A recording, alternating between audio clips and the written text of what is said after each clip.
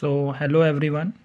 Today I am going to explain you about how from your birth kundli you can predict when you are going to get married. Okay, what dates or what times you can be get married. Okay, I'm going to predict you about this. So let's stick with this. Okay, so this is my kundli. Okay, this is my kundli.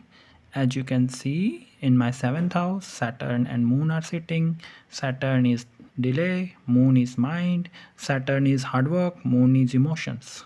So Saturn and Moon are sitting. Saturn means delay, Moon means I want now only, but Saturn is like I won't give you, I will make you hard work.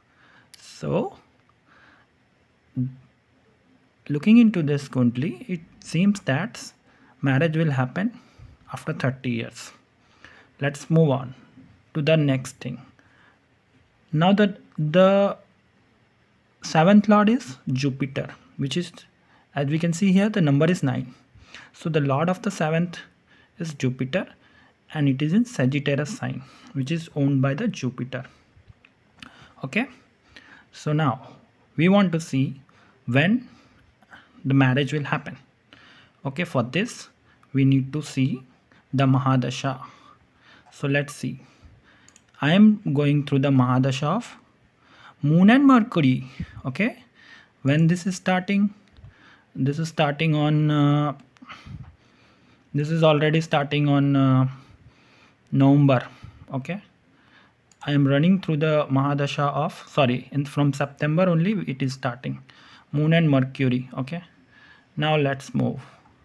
So I just got to know that I am running through the Mahadasha of Moon and Mercury. So Moon is sitting in the 7th house. Mercury is your ascendant, because here the number is 3, so the ascendant is Mercury. Okay, so I am going to the Mahadasha of the 7th Karka planets, 7th house Karka planet, and the Lagnesh, which is Mercury. Okay, so Mercury is sitting in 6th house, means 4th house, 1 2 3 4, and Mercury is in good shape here. As you can see, Mercury is in Hasta Nakshatra and it is exalted, means Mercury is going through good. Okay, so Mercury will give good results. Now I want to see when the marriage will happen. Now I got to know that the Mahadasha is going of the 7th house only, because Moon Mahadasha is going on and Mercury Mahadasha is going on. But I want to know when the marriage will happen. Let's move to the transit. For this we need to see the transit chart.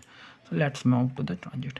As we can see, Jupiter, which is in my kundli, the lord of the 7th house, okay, is sitting in the 11th house.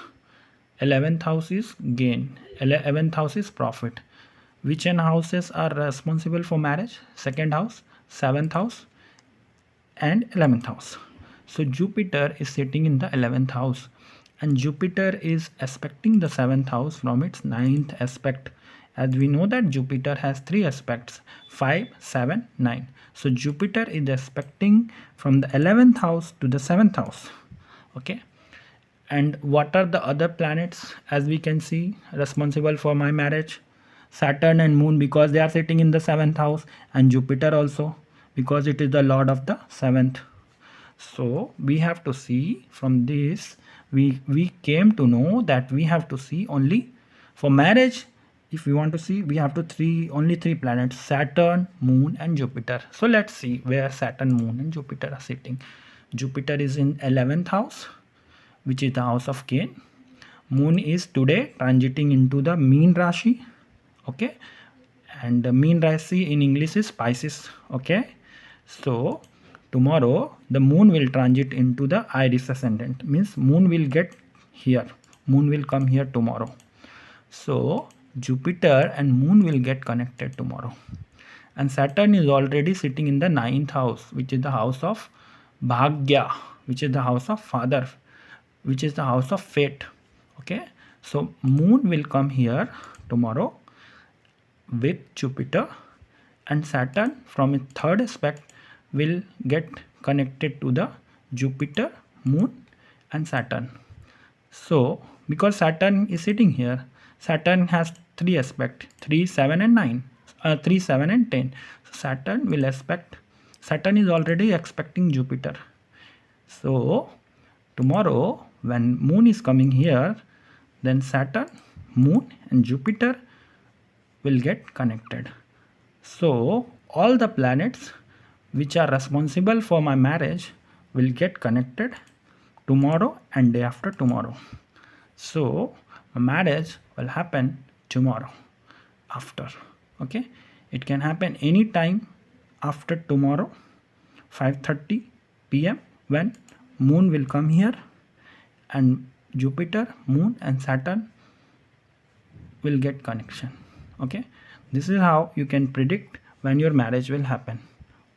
Only three things you need to see: which are the planets responsible for seventh house, who is the lord of the seventh house, then you have to see Antardasha and Mahadasha, then you have to see your transit. Where are your planets currently transiting in your Gochar? Okay, with all these three aspects you can clearly predict the married life. Okay, similarly you can predict all the other things when what will happen based on the analysis I told you. If you want to predict regarding the career, you have to see the 10th house. If you want to predict regarding the childbirth, you have to see the 5th house. If you want to predict regarding the on-site opportunity, you have to see the 12th house. If you want to predict regarding the younger brother sister, you have to see the 3rd house. If you want to predict regarding the yourself, your body structure, your mind, you have to see the 1st house.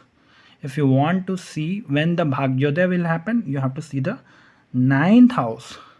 Similarly, you want to predict about your mother, you have to see the 4th house. You want to predict about your father, you have to see the 9th house. So you can clearly predict whatever you want based on your understanding of astrology, and you can at least get to know what things are going to come and what things you need to do, when you need to be careful, when you need not be careful, so that you can benefit yourself. Thank you for watching.